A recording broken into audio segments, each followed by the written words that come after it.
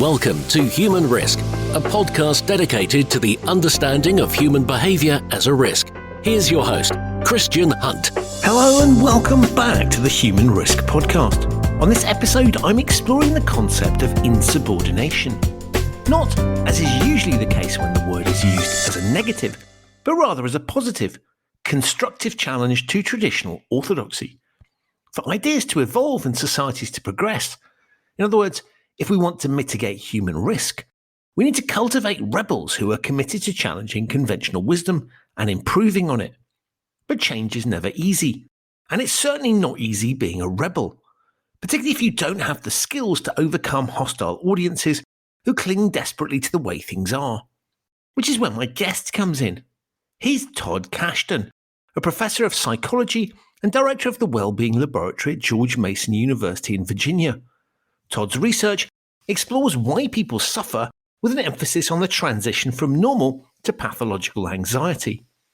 Todd has just written a book called The Art of Insubordination, How to Dissent and Defy Effectively, which provides a toolkit for constructive insubordination. And I'm not exaggerating here, it's absolutely incredible. It's a book I wished I'd read decades ago, and one I'm now repeatedly dipping into as I work on delivering my human risk mission of bringing behavioural science to ethics and compliance. In our discussion, Todd and I explore why insubordination can be a good thing, what the obstacles to being insubordinate are, and what we can all do to bring a little bit more insubordination into our own lives and workplaces.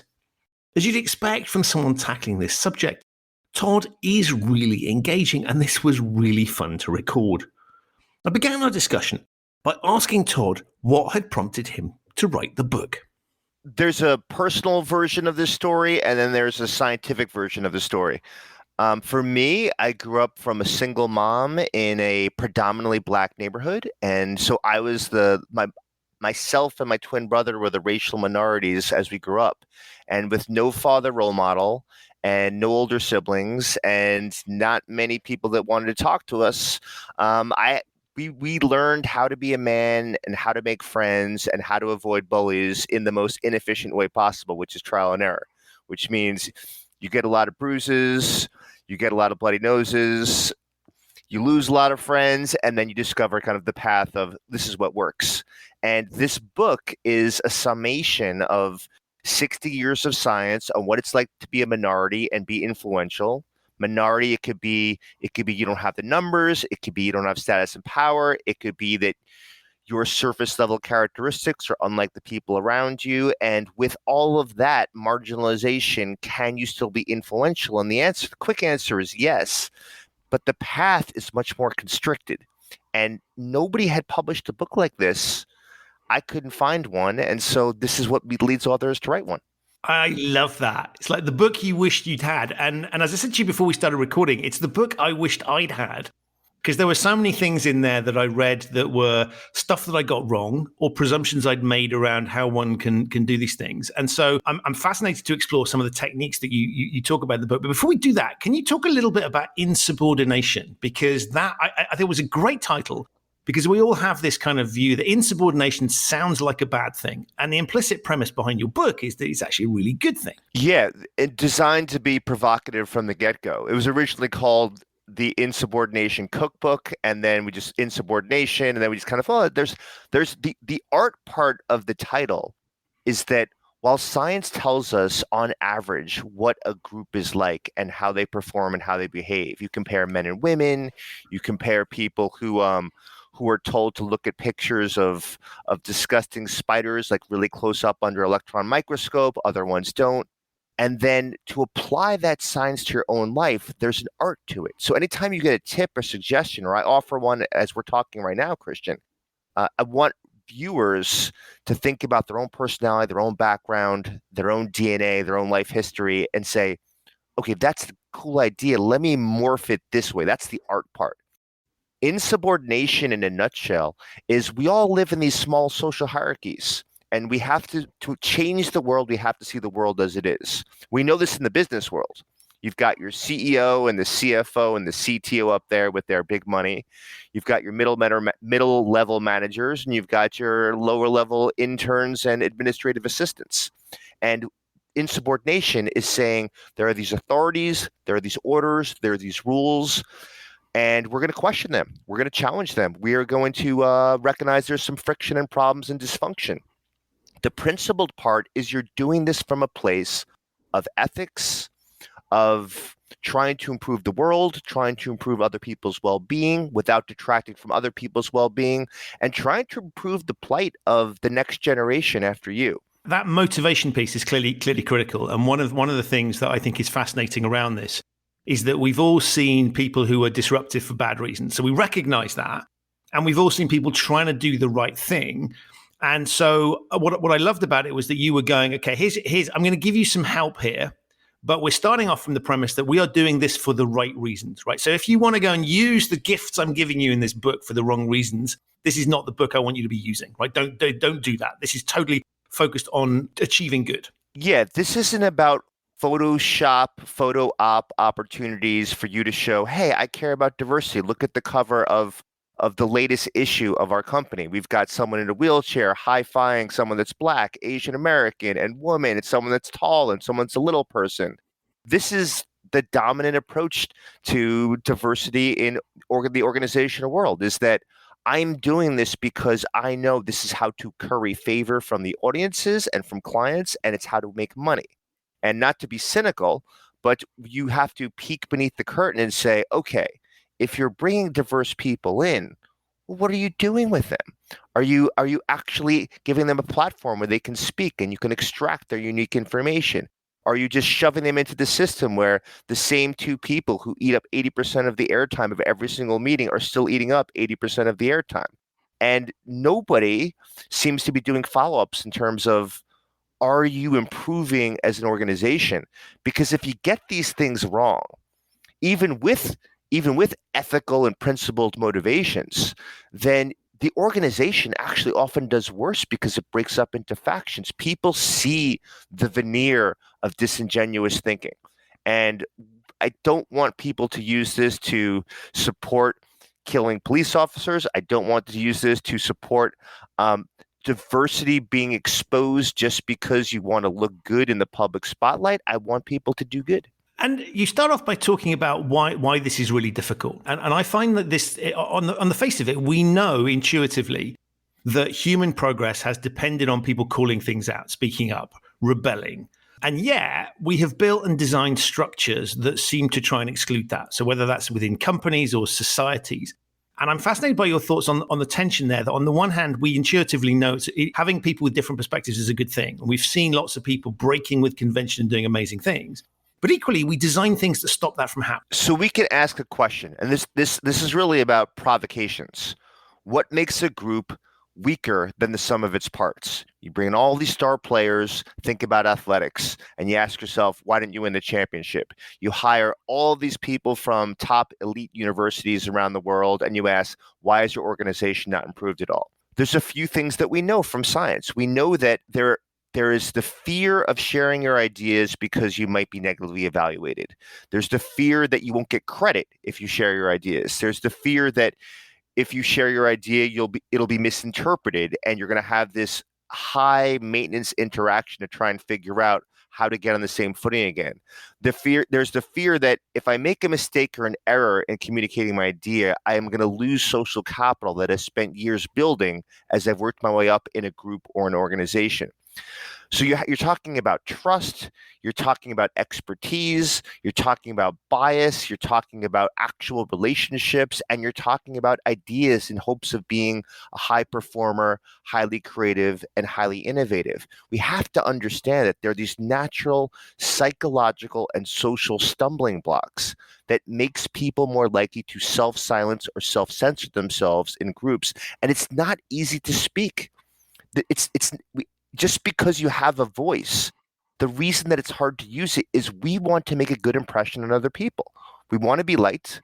We want to look like we're intelligent, and we want to be seen as if we are virtuous and ethical in the eyes of other people. And just the idea there's this little version, little Christian on your shoulder, little Todd on my shoulder that says, why? Why would you say anything? Everything's going just fine. Why are you seeking excellence? Just fly under the radar and keep getting your paycheck and keep being able to buy a really amazing Thai food and keep being able to go do things on the weekends and take trips. Don't rock the boat. You're going to be the only thing that can happen is you being socially persecuted. That little voice is a pretty good evolutionary voice, but what it leaves out is an aspirational vision, is that when you think about your future self, like future Christian begs present day Christian, listen, spend your social capital now. Why are you hoarding it like some wildebeest that's collected all these foods and put it into a cave in hopes that maybe if there's a snowstorm, I will survive, when now is the time. When your ideas are at their prime and they're ready to be tweaked and expanded upon with collaborations, that's the time to start spending your capital. And that's kind of in some ways, the request, the ask, the plead that I ask of readers is go share your ideas because the world needs to continue progressing. And what I thought was fascinating was when you start to unpick some of the things that happen when people do that and some of the ways they might do it, there are some, in many respects, sort of surprising counterintuitive points. So one of the things I thought was really interesting was the infectiousness of it. So even when someone speaks out, there's a natural tendency that, well, no one's listening to me, nothing's happened. But you rightly point out there's a sort of contagion effect there. Can you talk a little bit about that? Yeah. One of the cooler studies, which I think this is the director's cut, and it's still on the cutting room floor, was a study by Sergei Moscovici. And I'll give a tiny bit of the gory details to set it up, which is he had people look at slides, and the slides were either they were either blue or green, and you had to name the color that they were, and you were in a group of people. And over the course of the study, the number of slides that were blue started to become more and more dominant. So the question was, would you start to name more slides blue, especially if other people are saying that they're green? So you're in a group of people, a bunch of actors are hanging out with you in a room. Everybody else is saying this blue slide is green, and then you're asked to speak. The question is, do you name the proper color of the slide? Now, in one of these conditions, you had a minority dissenter that was saying that the slide was not the color that it was. During this study, most people ignored and rejected this dissenting voice of saying, you must be blind. Are your senses blinding you? It doesn't make sense. I can see very clearly the exact color of this slide. That's not the interesting part of the study. The dissenter gets rejected and they're pushed to the side. What's interesting is the next study. Now, remember, I probably should have clarified this. The dissenter was saying the wrong color of the slide over and over again. They were wrong. So something happened, because in the next study, when you're alone by yourself and you're doing a similar type of task of sounds and colors, can you name what animal sound that is? Can you name what color this is? When you are alone by yourself and you saw a dissenter speak up against the crowd in the first study, in the second study, you're more likely to be creative in your interpretation of what you're seeing. You're more likely to challenge the status quo, and you're more likely to be your own dissenter because you're realizing that there are other ways of viewing the things other than what other people are saying in the room. You don't dissent in the first study when you're around the dissenter, but there's a little bit of a virus, a healthy virus that enters into your brain that says, there are other ways of seeing the world. I can deviate from the norm, but maybe not now, and maybe I don't want to risk social scorn. But there's this delayed effect later where it happens. And so this is how insubordination is contagious. When you hear somebody speak against the crowd, just take any example that you want right now in the modern world. Take those truckers in Ottawa that were blocking traffic so that medical supplies couldn't get in or out of Canada. Take a bunch of white supremacists that exist in the United States that are actually saying that every single black person they can find on social media that's gaining power and gaining prominence on the music charts, on the top, the best-selling books that are out there, they're out there like mobilized to go attack those people that are taking over their ideal world where only white people are running the ranks for things. In these situations, when you have small levels of dissent in these groups, the group doesn't change their mind right off the bat and say, no, because they define themselves as white supremacists. They define themselves as we hate police officers. They define themselves as we're defying Canadian authority and we refuse to wear masks. But there's something about when someone speaks that later people are like, you know what?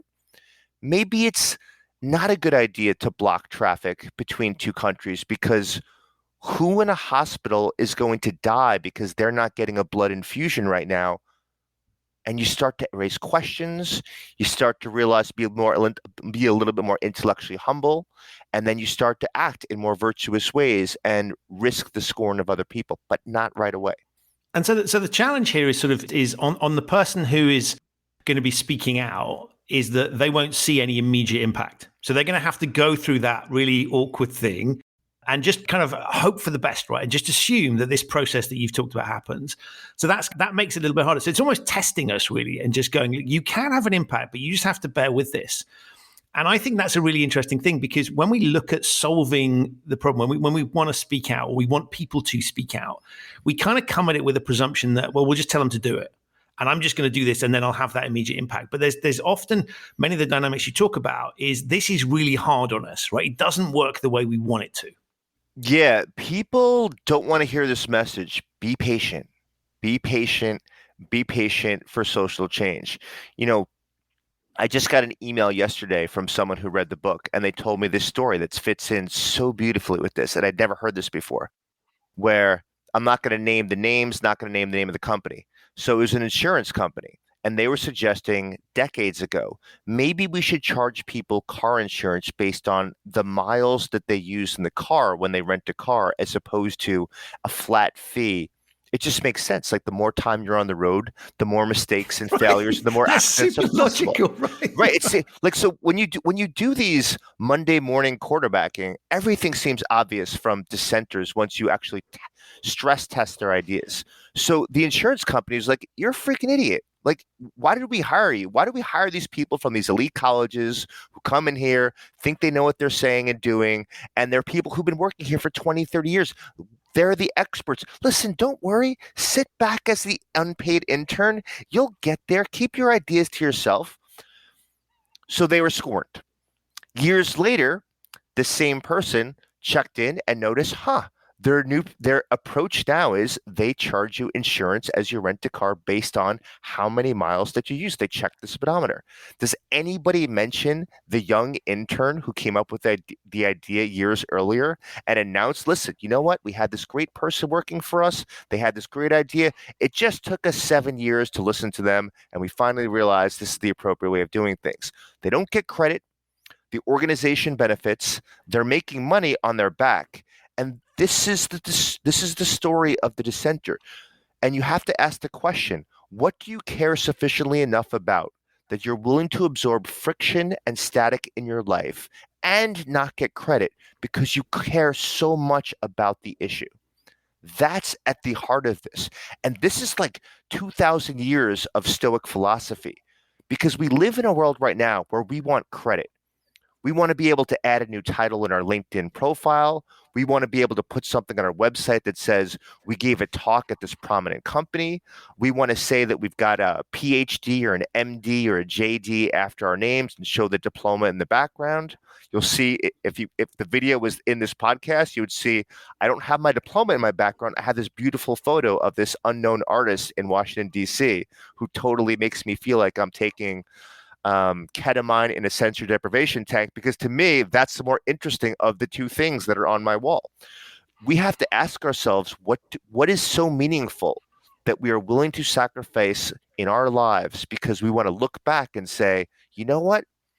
I lived well. I lived bravely. I took stands. And I think my kids and my grandkids and also the younger generation would be proud of what I did. That point almost requires us to be authentic. And you talk a lot about to succeed, you have to be, it almost plays in with doing it for the right reasons, right? If you're pushing for something that is kind of authentic to who you are, that is much more powerful and much more effective because people kind of can sense that you're doing it for the right reasons. And therefore, finding your voice and the things that you really care about is one important to overcome these other dynamics, but is a key component in making this stuff happen. It's an underestimated tool because so many people talk about it, or at least in my circle of psychological geeks, of clarifying your values, clarifying the primary sources of meaning in life. And the way I envision this is as a metaphor. You can imagine a dartboard, or if you're into archery, choose archery. And you have these concentric circles and the bullseyes in the middle. And you have to think about what striving, what central goal or mission in my life is so core to my identity that it's the bullseye. And if someone didn't know this, they would never really get to know me, right? So me, for example, I have two. One, well, maybe a few other ones, but two primary ones. One is to educate the public about science. I've spent 20 years understanding well-being and happiness and meaning and purpose in life and love and friendships. And to share this to myself seems like opportunity hoarding. So I wanted to get this out in these books and doing these podcasts like with you, Christian. And the other one is to raise kids who are critical thinkers, courageous, curious.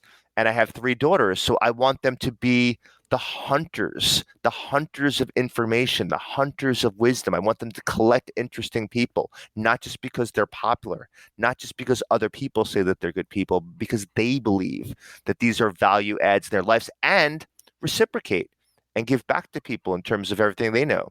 These are my missions in life. If you don't know them, we could be friends. We could be really good friends. We can hang out a lot, but you won't know me.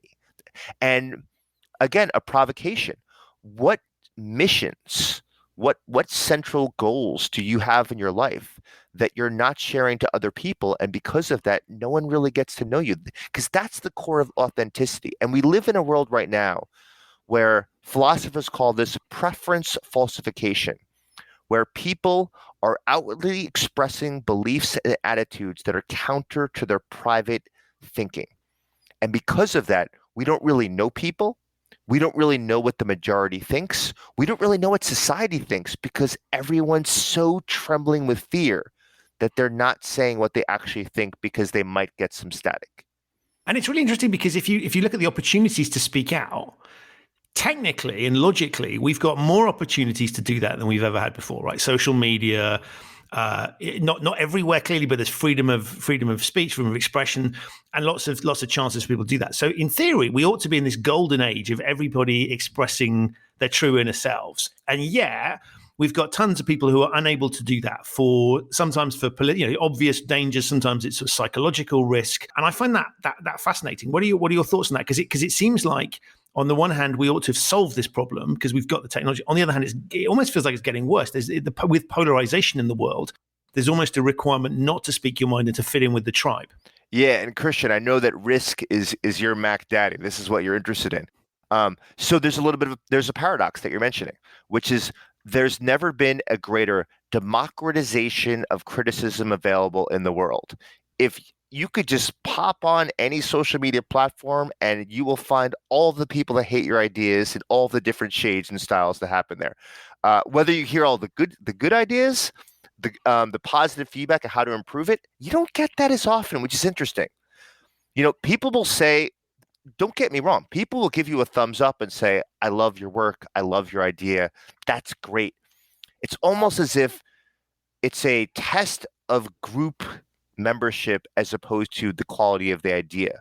And if there was one of many suggestions that I had for social media, skip over just the likability comment and say, here's where offer a platform of where you plan to use that idea, or here's a tweak or suggestion for refining that idea. I want to add my Lego block set to your Lego block set, and together we've created something stronger and more interesting and more viable than either one of us could do alone. two lobes often do better than one, even if one of those lobes is an imbecile, because now I have to craft my arguments better to convince that imbecile that my idea is actually useful. So I'm actually getting better at rhetoric and messaging. Or that imbecile may have a tough, difficult outward sheen, but inside there are golden nuggets that I can find if I could just ask the right questions and let them be a little bit less vile in the way that they interact with other people and a little bit more open-minded about these things. Now, on the other end of this democratization of criticism from every corner and cul-de-sac of the universe is you have people that feel the social pressure as if the entire world is watching every time you write something. And our brains are not designed to hold the whole world is listening, or at least the belief that the whole world is listening to what we have to say. And because of that, we're not exposing the true inner nature often of what we're thinking. We are very carefully curating what feelings we have and what we're saying to win over other people and show we're a good group member. And if there's one tenet of this book that I really want to sell, the best group member is not someone that engages in conformity, but they are intentionally on the hunt, searching for information and ideas. You said this before we went on today. I am stealing like a mad artist, all sorts of ideas from all over the place, and I want to bring it almost as if like your ancestors bringing you a jackal that we that was killed, and now we have food for a week for the tribe. I am bringing this great book, this great knowledge, this great idea, this great metaphor to the group. Here, let's go use this. I think this can improve our mission. And can you talk a little bit about, I've heard you talk before about giving credit, and I thought there's some really interesting idea that if we're going to do that, creativity demands that we can pay homage to people that come before. Can you talk a bit around that philosophy? Because I think that's really interesting. Yeah, the scientific term for this is the amplification of voice. And I really love that term, because you think about putting a microphone in front of someone who maybe doesn't have the largest platform or hasn't been received any platform yet. One thing that we know is that in group settings, one way we can be an incredible ally to people who are minority voices is that we face them when we're speaking and we share their idea to the group for them. It's not because we treat them as lesser than. It's not because we treat them as they're weaker. It's because for whatever reason, we have the right temperament. We've gotten the right opportunities. We've gotten, when we speak, people are more inclined to put their smartphones away and listen. By looking at those people that are the minority voices, by naming them in the group setting and saying, hey, listen, Leah, you probably haven't heard from her, but I was with her and she shared this amazing idea. I'm not taking credit. I want to let you know something you don't know that's going to blow your mind, right? It's like a movie teaser I'm giving the group that's happening there. It's all it requires. Physically face the person or name the person or do both. And that person becomes the recipient of empowerment to speak in future meetings. Other people feel empowered to go up to Leah and then go collaborate with her. The group recognizes that there are other pockets of people other than the power players where great and interesting ideas are coming from.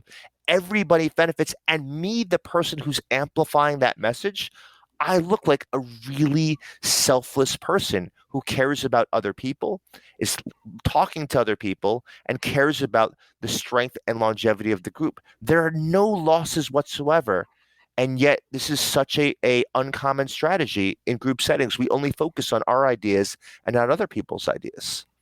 And it's massively counterintuitive, right? Because the conventional logic that we see very often is like, I'm going to steal that idea. And we see this in kind of artistic pieces. We see it in kind of research thinking. We see it in sort of rhetoric. All sorts of examples of kind of stealing other people's ideas. And the conventional is, I'll just pretend it was mine, right? And I'll see if I can get away with it. And what you're basically saying is, actually, that is a dumb strategy, because you will get value from from as you described it, right? Handing the mic to someone else. And sort of effectively giving them share of your platform. You're basically saying that actually you're better off doing that than you are just stealing someone's idea, which like it feels good from the inside. When you say that, right, I get a real warm glow. But on the other hand, there seems to be this prevalent tactic to do the opposite. Yeah. I mean, if you open up this book, and I got a really cute review yesterday where somebody said the problem with the Audible is you miss the fact that there's 60 pages of endnotes in the back of the book that detail in paragraph where these ideas generated from. And I list all the scientists and I list all the citations to their research so everybody can follow the breadcrumbs and get to the original work to see, hey, I'm fact checking Todd. He was wrong on page 27, 180, and 192 that happens there. But more importantly is I'm saying there are hundreds of researchers that I'm standing on the shoulders of, and they're all giants that are happening there. And every chapter names a researcher, at least one that I pay homage to, is like, this is their work. I'm just synthesizing it in with some really great stories to attach it to and some practical tips. What that does is I mean, I hate to deconstruct this because it makes it sound so unnecessarily, it's like an autopsy on my own book, is it's their power, their distinguished eminent status as scientists, it rubs off on me. And also it's every time you read their work and you get excited about it, you remember where the origin, where you found their stuff was, which was in this book that happens there. And so everybody benefits. And I think, the biggest barrier, that sounds so hyperbolic. One of the big barriers that get in the way of ideas is just ego. We're so concerned about, can we stand out amongst the number of podcasters that are out there in the world, for me, the number of authors that are out there. And we can't help but think about these benevolent rivalries that occur in the world. And even by talking about them, by giving voice to this obstruction to creativity, this ego, it makes me less likely to be a hypocrite when I get off this podcast and start looking at, I'm so jealous of, Zoe Chance because her book is doing so well. Well, guess what? Her book's freaking amazing. And Vanessa Baum, she wrote a book, You Have More Influence Than You Think. And I'm like, and when I read that one, I was like, oh my God, I wish I read that book. She has her introduction of her book is so freaking amazing. The story is so freaking intense, and nobody could have told it other than Vanessa, which is what authors need to do. Like, because of her unique life story, like, shove that in there that happens there. So when she's successful, I feel a sense of glow that happens there. That's get your ego out of the way and just appreciate beauty, appreciate great work, and appreciate people that have the psychological strengths that you wish you possess. And I gotta pause for that a second and say, firstly, Vanessa and Zoe have both been on the show, so I'm gonna put links to those episodes in the show notes because you rightly point out phenomenal. And also, I want to give credit to Zoe for pointing out your book to me and affecting an introduction. So I felt, given the spirit of passing on credit, we ought to do that at this point. But I love this idea because again, you're pointing out something as you're talking. Right, I get this warm glow, and I'm like, well, wouldn't that be a nice thing if we could genuinely give credit people or ideas? And you killed me a little bit because I was like, I'm in the process of writing a book, and I was like, oh man, I have no excuse anymore for not going through right and doing what you did, because I think it's not just a scientific credibility point. It's also a kind of, look, I'm being honest and transparent. Back to that sort of being authentic and transparent about stuff is like, no one person can think of all this stuff, so we by default we're leaning on other people. And the bit that I thought was interesting is that you had made me reflect on the fact that lots of ideas and things have occurred to me, and I haven't made a conscious effort at the time to associate that with a particular experience or particular individual. I've kind of just subsumed it. And so there are lots of things I can point to people and go, yeah, that book told me a lot, or this, but I'm not consciously going through life thinking about those things. And I thought actually it's quite a healthy thing to be doing, is reflecting. I almost need a sort of thing of noting down as things occur to me. What prompted that? Because it occurred to me that that's actually how you will discover where you get useful information from. If I just have this nebulous hinterland of stuff that I've picked up, it's great, right? But there's no kind of sense of filtering, and there's no sense of where might I get more of it. And I thought that was a really interesting. It's almost like why an academic discipline could work really well in one's individual life if you started to be a bit more thoughtful about where stuff was coming from. Yeah, there's a lot to unpack there, and I'll tell you where my mind goes instantly is that that thought alone makes me think of one of the ways that you can improve science in general, so it's more easily disseminated. One of the things that we are incentivized in science is to show we are eminent thinkers, individuals, and the incentives are not at the group level. There's no incentive for me to publish some work with 60 collaborators around the world and show, hey, we found that cross-culturally, the benefits of curiosity are the same in Zimbabwe as in Togo, as in Croatia, as in Sri Lanka. If I have 60 authors and we just say the Well-Being Consortium wrote this paper, I'm not incentivized to do that. I'm incentivized to see my name. I'm incentivized to send that in for my annual evaluation at George Mason University and say, Todd Kashdan published 10 articles by himself. Look at how many sites that he have. What would be more beneficial, and this gets into the chapter that I talk about, the benefits of creating healthy alliances and coalitions, is if we incentivize, if the group makes better decisions, if the group performs better and the group is more creative, we should incentivize that. And then no one's trying to be the star that's able to branch off and create their own reality TV show where they watch how horrible they are when they're with their kids, when they're not a psychologist on their free time. What you want is you want better decision making. You want better ideas. And we have to ask ourselves as a society and at the more macro level, at individual groups, what's the way to get that? We've been spending so many years, over 100 years, where it's been incentivized. How many widgets can you produce in what period of time? And how can you actually launch your career by exposing all of the great things you do and sharing it with everyone, as opposed to, this is my tribe. This is what we do together. It's incredible. Go out and see Zoe. Go out and see Vanessa. Go out and read Robert Greene. I know he passed away, but that doesn't mean his work isn't still amazing. David Foster Wallace. My Desert Island book happens to be Infinite Jest. I'd be reading that till the ends of time that happened there. We should be naming those that influenced us, and we should be naming those people that are supercharging our work, and society will evolve at a faster rate. And that is a dissent, not against the government, not against an entire system. We're not fighting the court system, and we're not fighting kind of the police or firefighters, the entire system. We're basically fighting a social norm. And once you get there, and maybe we want to play here, there are so many places for principled dissent on a daily basis. And right now we're just talking about the incentive structure that leads to the greatest ideas and the ease of disseminating those ideas. One of the things I thought was interesting around the social norms, and you talk a lot about, if you want to affect change, is to actually demonstrate that you are part of the in-group. In other words, don't come in and sort of just smash through. Try and demonstrate credibility in part of the group. And I think that plays into what you were saying about that sort of, it's almost a team sport thing. So if you've demonstrated that you're a team player, that you have credibility in it, you are given more authority by the group to be able to dissent. Yeah, and the term for that from us geeky scientists is idiosyncrasy credits, which sounds horrible, but it's actually a great term. So idiosyncrasy, we do not appreciate individual differences sufficiently in personality, temperament, motivational desires, right? You might rank order your motivational desires: curiosity, relationship connections, and money. And for me, it might be autonomy, sense of meaning, and then generativity for the next generation.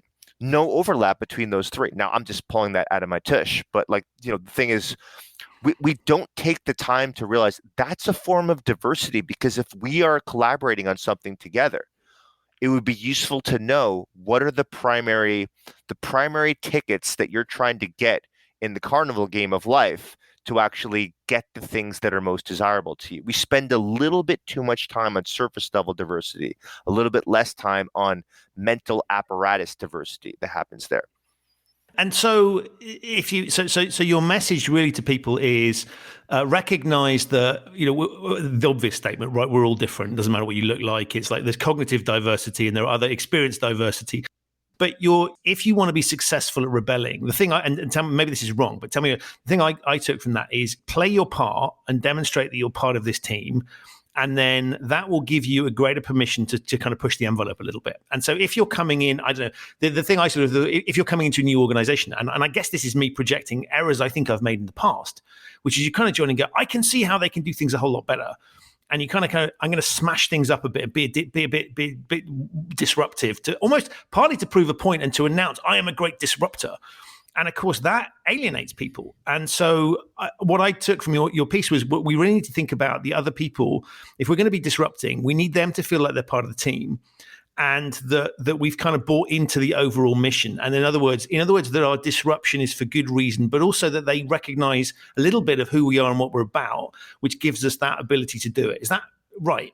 Thanks for closing the loop, because I was focusing on the idiosyncrasy and not the credits and spending those credits.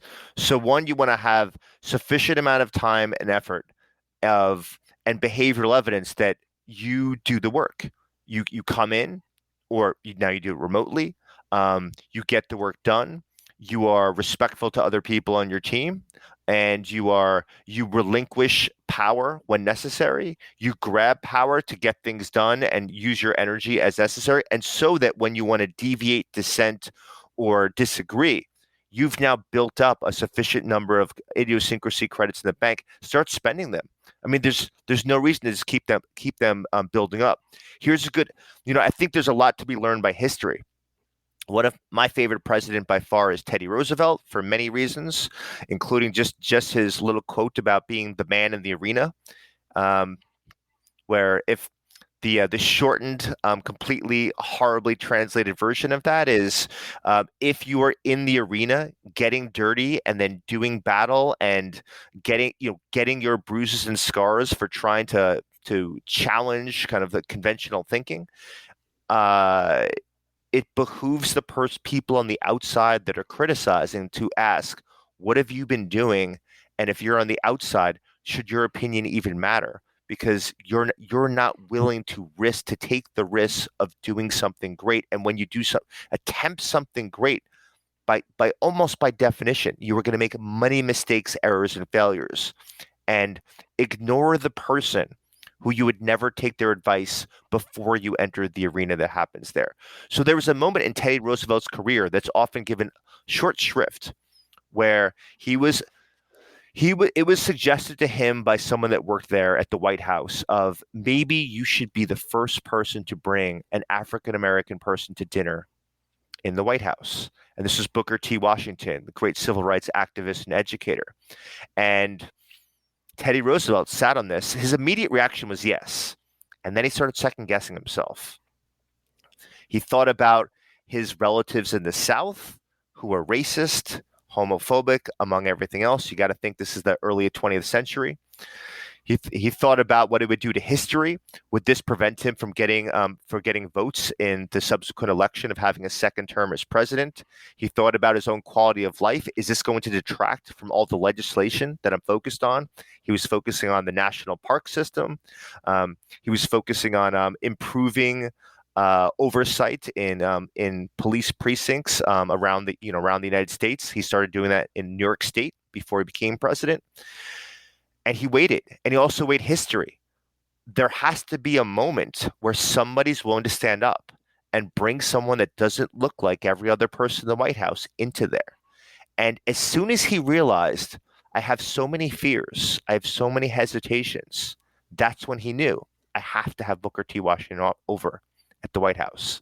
And it was the fear, it was the hesitation, it was knowing that this might alter my popularity. The fact that I still have that thought means I have to do this. I'm the conduit. I have the power. In the Western world, this is the country that has the most power. Back when he was president, it's debatable right now. And so we did it. It happened there. And he got a lot of flack. And people in southern states really didn't want him to have a second term as president to happen there. We need to look at history and realize, what's our Booker T. Washington dinner invitation moment. And the bit I find interesting about fear, right, is that obviously you can go back and you go, well, fear exists for a very good reason, right? There are certain things that we're scared of that we should be scared of.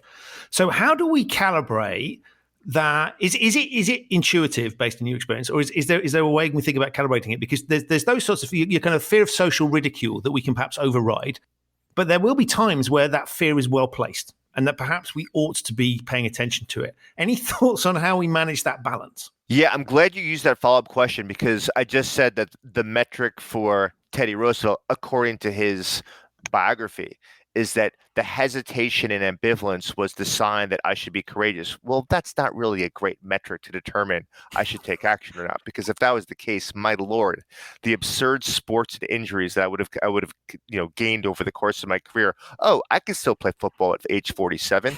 Like, oh yeah, I could run a marathon without any training whatsoever. Like, oh yeah, sure, absolutely. I should give the middle finger to my boss because they spoke like too curtly to me. Yeah, great idea. I'm hesitating. Great. So clearly I must give them the middle finger. So no, that's not the good metric. The best thing that I could say is there is no clear platform, but we can put a few variables together.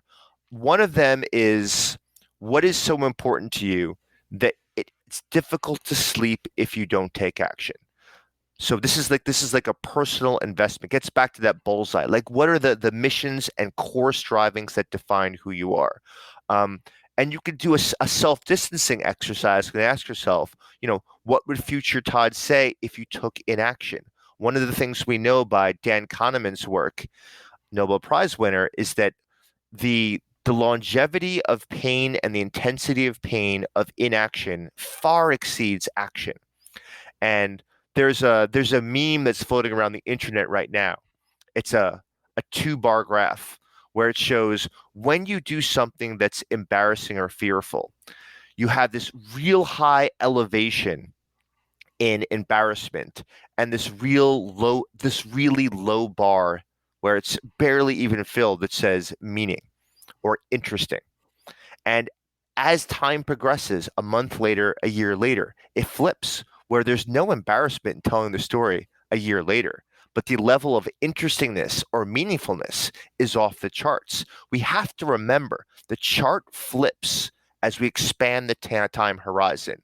And so we have to be thinking ourselves, would the world be a better place? Would my well-being be a better place? Not now, not 1 week later, not 2 weeks later, but a year later or 5 years later.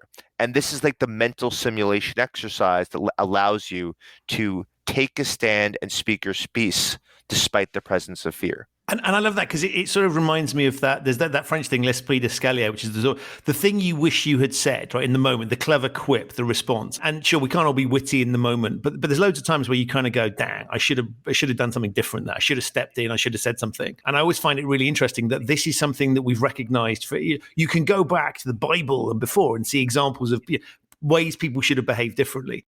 So I love this kind of basic human thing is we're all going to recognize there are going to be times when those calibrations stop us. And actually, if you can put to your point, if you can put yourself in that future you and just go, is it really that big a risk at the moment, or should I just do this? Yeah, I'll take an example from a different domain that we haven't spoken about before, which is what I call the archetype of the defender. There's 4 archetypes that I've kind of collected from human history for principled rebels. And I used to live in New York City, and I'd go to the subway and come home from a concert at 3:30 a.m., which is always dangerous no matter how safe the city is. And I remember there was this really big human square of muscle, and he was just a little bit sketchy on the subway. And there was a woman falling asleep, and her backpack was not physically touching her. So it was just sitting right there. And I kept looking at the backpack of like, oh my God, I wonder what's in there, because I could go in there right now and she would even know. This guy had the same thought. There was 2 other people on the train, and they pretended as if this guy didn't exist. And I've always been a little bit impulsive and assertive I have the temperament to bully bullies.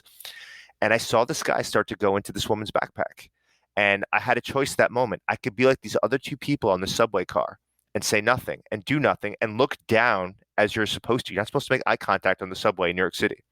Or I could be a defender and I could protect this woman and she'll never know that I protected her. And I chose the latter.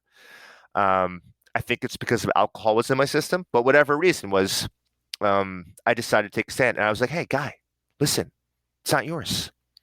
It's not your stuff. The guy steps away from the backpack, steps right into my face and says, are you going to do something about it?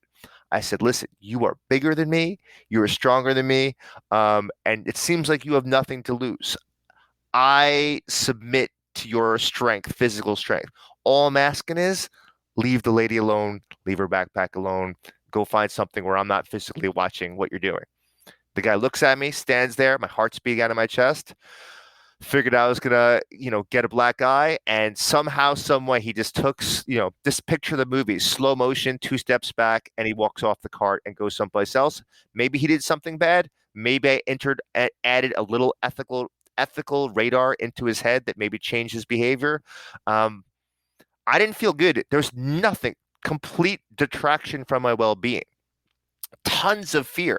I think it took 2 days for my fear to subside, to come back to my normal levels to happen there. But it felt good knowing that I did something, even though no one else stepped in. Could have gotten crushed in the process that happens here. And it's useful to think about how many opportunities that we have to act with bravery, dare greatly, despite the fact we have no incentives whatsoever, because the world doesn't see. So even if you're not religious and you don't believe in God, and I tend to lean towards atheism, there's something about your character is what people do when no one else is there. And I can look myself in the mirror and say, like, you know what? That was a good day. Shoot, I need to go relax and like do some deep breathing and do some yoga. Versus, what if I did nothing? What if he went into her bag and then there were hundreds of dollars? I mean, I don't know what was in her backpack that happened there. I would still, to this day, still wonder to myself, like, what happened to that woman's life when she went into her back? Like, how necessary was that money? Was she saving money for, to go see an oncologist? Was she saving money to go buy her kids school supplies? And that was it. It was a one-shot deal that happened there. I don't know. But what you do know is you do have the social wherewithal, that you do have a voice and you can use it, even though it's trembling.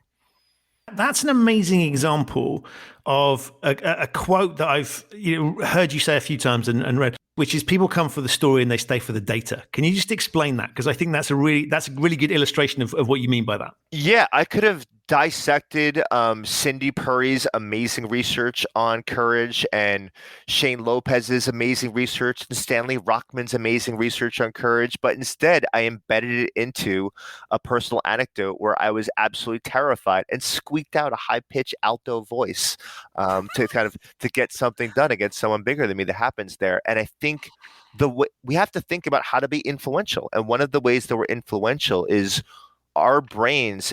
Over the course of human history, we are motivated by stories. We're motivated by anecdotes, because you can remember it and be like, and someone listening to this might be in a situation where someone's about to be physically accosted or physically bullied, and maybe they'll be like, you know what? Let me have a little Todd on my shoulder, and I'm gonna say something, and I might get physically disabled as a function of saying something that happens there. And no scientific study is going to make you do that, but the anecdotes will. One of the things I think that makes your writing so engaging is that you pick stories that are stuff we haven't heard of before. Right? And I think you make a deliberate effort to pick things that you're not trolling out the classic kind of what I might call classics and research memes. There are stories there that people won't have come across before. And I think that's really interesting. And I wondered how you went about selecting them. You just hit this is the ultimate. Did I just answer my own question? No.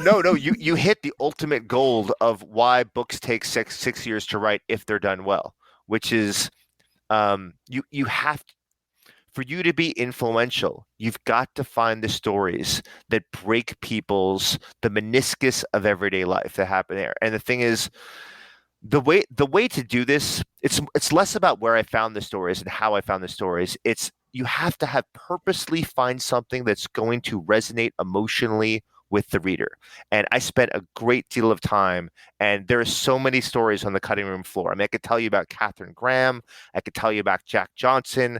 I could tell you about Marcus Aurelius. I could tell you about Frederick Douglass. All these are on the cutting room floor. I wrote huge stories about the Wall of Moms, not in Portland, but in Venezuela, that no one ever talks about, that didn't make it into the book. And the reason that you do this is not to show you're an amazing storyteller. The reason is I really want you to understand the power and the self-awareness that could make you a better person, not just for your own quality of life, but for society to evolve.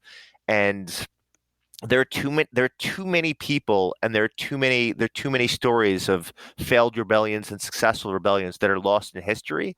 And it's our job to be, to be orators.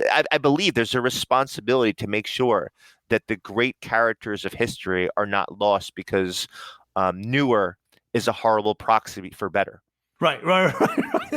That's it. And it's, I mean, it struck me again that you're, and clearly this is what you do, right? You look at the way the human brain operates. I mean, that's the core of psychology, and why do we think the way that we think, and what's going on inside those skulls of ours. But there's something fascinating tapping into that ancient art of storytelling, because that's clearly how our ancestors passed down stories, and so we're tuned to that. And I find it fascinating that you're really majoring on that and getting that right, and sort of spending huge amounts of time curating them, because there are plenty of stories you could make, as you say. So the one end of the spectrum, there's I'm going to give you the academic research and give you loads of numbers, data, and technical things the average person would probably switch off at. I could find a story that sort of gets there, right? That kind of gets the rough point. And you're saying, well, I want to go that little bit further, right? Really curate this thing to make sure it's got all the nuances and as close as I can get to that message. So in a way, you're acting a little bit like a sort of marketing agency for academia, which is sort of going, we need to use this visceral tool that we all recognize to really get our message across. And that requires effort. And people aren't just going to come to the research, right? We have to bring the research to them in a way that they recognize. Yeah, huge compliment, because I spent so much time in this. So I'm glad that you can appreciate just the difficulty level involved here. I think some people think it's simple because you get caught up in the dialogue of these individual chapters. I spent time talking to F-14 pilots, and I saw time talking to ambassadors in the Navy. And this is, the commandant's wife in the Marines. So I spent time with. I talked to the police chief's wife in Ferguson, Missouri, when you had the true first racial reckoning that was happening in Ferguson, and none of those things made it into the book. And I think one of the things that I wanted to do was, I'm an avid reader who tries to read 50 to 100 books per year, because I love accessing different perspectives and different ideas from different people around the world. And there are a few variables about what makes me hate a book, and I wanted to not be a hypocrite and make sure I didn't do them. And one of those things is people through a hyperbolic emphasis that this psychological strength is the pathway to greatness. So my first book was on curiosity, so I was one of these people. I apologize for that. You've got the forgiveness guy, you've got the courage girl, you've got the Angela Duckworth with grit, and you've got the Dalai Lama with happiness, and Michael McCulloch with forgiveness, and these are all amazing books. There's many of them out there, but we know as human beings, we are a jagged profile of personality characteristics, and you've got to put all this stuff together. And to some degree, this was my first book that was synthesizing across disciplines and across variables to get at, okay, people live in social domains and in social environments. And it's not just that you can have happiness for no reason. It's not just that you can be brave for no reason. There are elements of the environment that make it more or less conducive. There are elements of the environment that interfere with curious exploration and facilitate curious exploration. And until you get the person by environment interaction, now we're getting all geeky again without stories, you're not going to capture something that's really going to work in the world. And for me, this was about, if you have power and status, and you are the head of your publicity agency, and you are a celebrity athlete, and whatever the position is, the path is easy. People are ready to comply with you just because they want to be near you. They just your likeness is so beautiful and so amazing, and emanates so largely that they don't even care what the message is. It's just because you said it. When you're the minority, you don't have that luxury. Nobody wants to be around you because you're radioactive. You're the one that's ignored in meetings. You're the one that nobody's inviting to be on committees. You're the one that basically, when you speak, people go to their smartphones to see what emails that they missed. So when you're the minority, the pathway to getting influence is very narrow, And there's a beautiful science from this, from Moscovici to William Crano, to I forgot all their names off the top of my head, but there's, they're all in the book that are recognized. Is that if you follow this pathway, you increase the odds your ideas will be heard and amplified and expanded. No guarantee of success. If you don't follow this path, you really don't have a chance except for serendipity. Wow. I want to close it out with a positive piece, because you've rightly been pointing out this is hard stuff, right? And what you're giving people is a toolkit for how they can it massively increase your chances of getting where you want to get to, and kind of unburdening yourself. I think often around, if you spot something that you think should change, is you intrinsically want to do that. That can be quite tough. But you did in the book with what I call being a good winner. Right, which is where you succeed, and I thought it was fascinating, because this isn't just taking you to the point where you go, "Congrats, this is how you persuade people, job done." You look at what should you do afterwards if your ideas flourish, and I want to make sure that we finish on that, because I thought that was a really positive note, which just says this can work, and you need to think about the afterlife, I guess, for when you've dealt with these things. Can you talk a little bit about how people should think about that? Because I thought that fascinated me, because it's an area, I guess maybe because I haven't succeeded as much as like in the past, but I thought it was really important to think about, what do we do once we succeed? Yeah, Christian, thank you. This is the chapter I'm the most proud of. It's funny you think it's the ending on a happy note. I think this is the most controversial part of the book, because people that were once minorities that become the majority and gain power don't let go of their disadvantaged past. And so they often push back and say, we're not the majority. We're still the same people that we were before. So it's actually, and there is no fine line to say when you switch from minority to majority, right? So there's, you could think about, right, you don't get a badge that suddenly says congratulations. Yeah. I mean, let me take a very controversial example, because it just happened, and this is the first time that I'm touching the third rail, going back to a New York City subway example where you can get electrified and die. So think about transgender athletes in sports. So we just had the most famous case over the past year and a half, which is you had a University of Pennsylvania athlete transition to be a transgender male, and there's a lot of friction and static right now in terms of they're breaking every single collegiate record for women in the Ivy League and in what's the NCAA, National Collegiate Athletic Association. So there's a lot of friction. Now, some people, going back to authenticity, are arguing against this athlete because they don't like the LGBTQIA plus community getting any traction. We want to keep you lower than us, lesser than us. You are not one of us. That happens there. So there's some disingenuous speech that's happening here. You also have disingenuous speech on the other side, which is saying is that there's nothing strange going on here. Just here you have an athlete before they transitioned to being transgender was, I might get this number wrong, but it's close, the number 174th best male athlete in college, and switch as soon as they identified as being a transgender athlete, they're number one, but number one of all time. 174, again, don't quote me on this number, to number one that happens there. We need to be honest.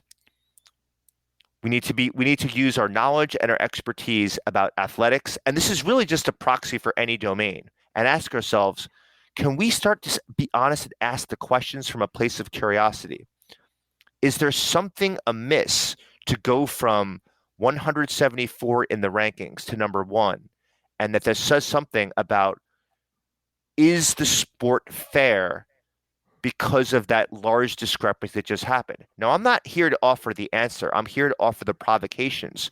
And once you gain traction and access into the sport as a transgender athlete, what then responsibility is there to be a good winner and to raise questions and provide objective evidence of why this is a good path to move forward in terms of athletics, versus having, let's say, different categories. Maybe having sports split by men and women is an antiquated notion.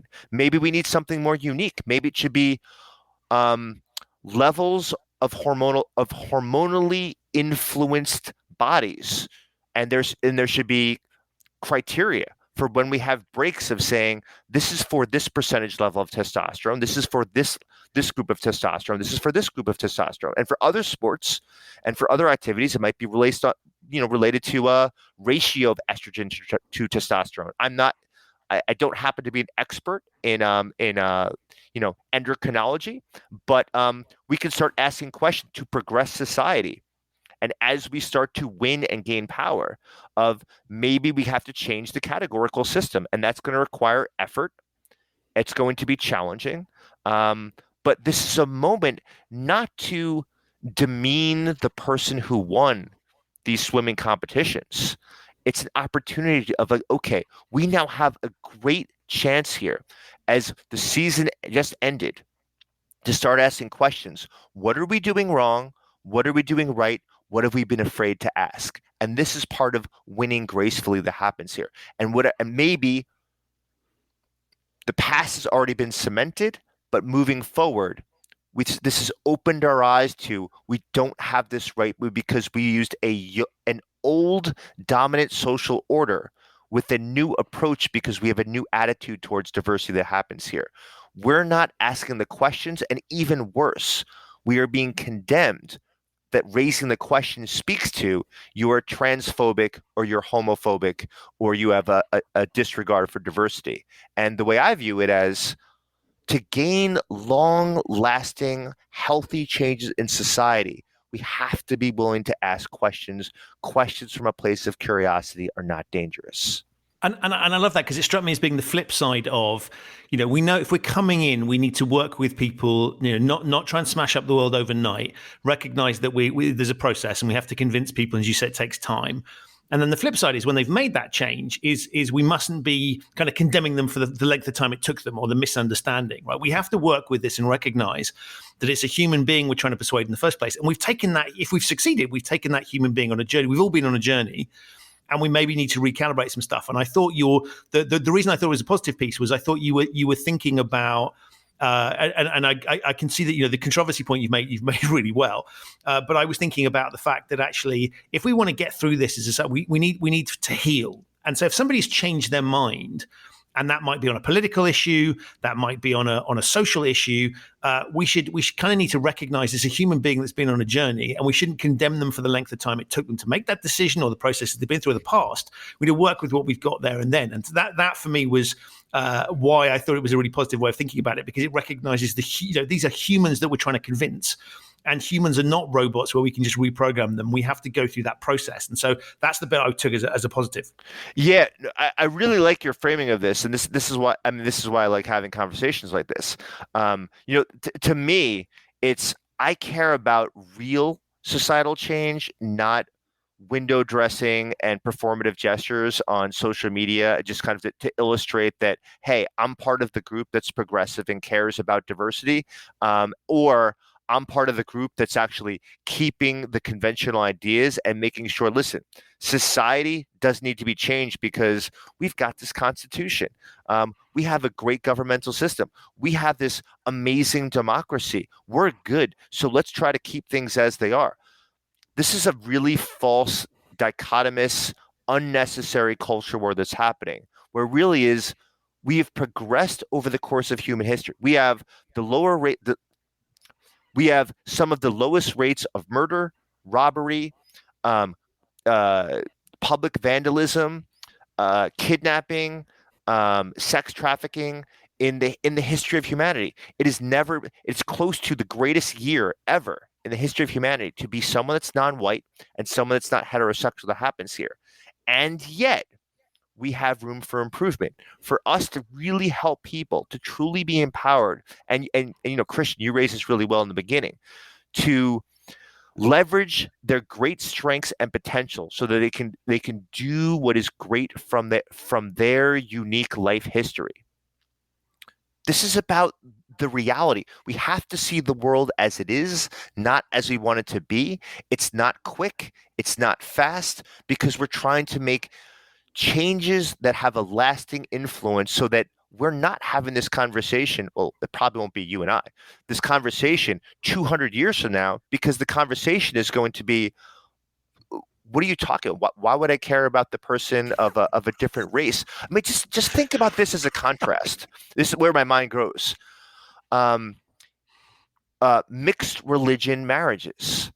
We don't even think about this anymore. The idea, I mean, I was just talking to one of my daughters the other day who happens to have right now at the age of 15, and I'm holding this thought loosely. The best match that I see for her, not that I'm looking for her to get married at the age of 15, is someone that's of a different faith that happens there.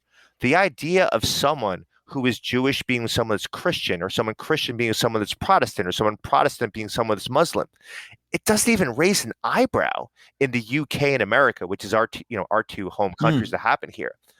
It's worthwhile to deconstruct. How did we get there? It is so irrelevant that happens there. Well, this is what's going to happen for race, because it's happening quickly. You'll see couples that differ in race and they're holding hands and they're laughing together, and you'll pass them by. And you know what pops into your head? God, they look so madly in love. And then only later do you realize, you don't see someone that looks like they're Malaysian with someone who ends up looking as if they're they are a white red-haired Irishman every day. But that's not the first thing you think of.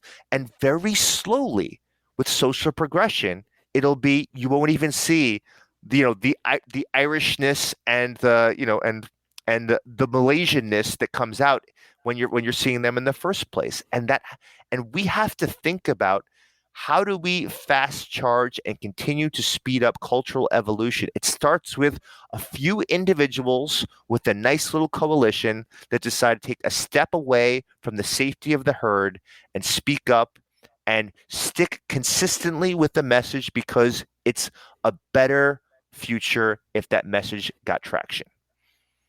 Wow. That is the best possible note on which to finish this. I mean, I could just, as is blindingly obvious, both of us could keep talking forever, but you have been, and I knew you were going to be awesome. You've blown my mind and made me really think, and made me smile, which are the two biggest compliments. But thank you for writing the book that the younger me needed, but that today's me is extremely grateful for. It's one that I've read it, I think 1.5 times, because I keep diving back in and then I have to think about it and then I'm going back. So it's sitting there well thumbed, even though it's only just come out. So I cannot recommend it highly enough. I'll put links to that and all your other books and research in the show notes. But all that remains for me to say, Todd, is thank you so much for being an amazing guest on the show. Yeah, I just want to comment. Your energy, enthusiasm, people won't see this because I think this is all audio, is off the charts. And there is no need for me to have my protein-induced smoothie in the morning because I have Christian next to me. I've never been compared to that before, but I'm delighted to replace that. Thank you. So that's it for this episode of the Human Risk Podcast. My enormous thanks to Todd for appearing and to you for listening. To find out more about Todd's book, The Art of Insubordination, How to Dissent and Defy Effectively, have a look in the show notes. There are links to that there. You'll also find details of Todd's research and other useful resources relevant to the discussion we've just had. If this is your first time listening to the Human Risk Podcast, welcome. You can subscribe wherever you get your quality audio content. It's available on all of the major podcasting platforms. If you like the show and have yet to leave a 5-star review for it, please do so on whichever platform you're using. It really does help. To find out more about Human Risk, the work that I do with my clients, and to subscribe to the Human Risk newsletter, visit human-risk.com. I'll be back very soon with another episode of this show. But in the meantime, continue being insubordinate, stay safe, and thanks for listening.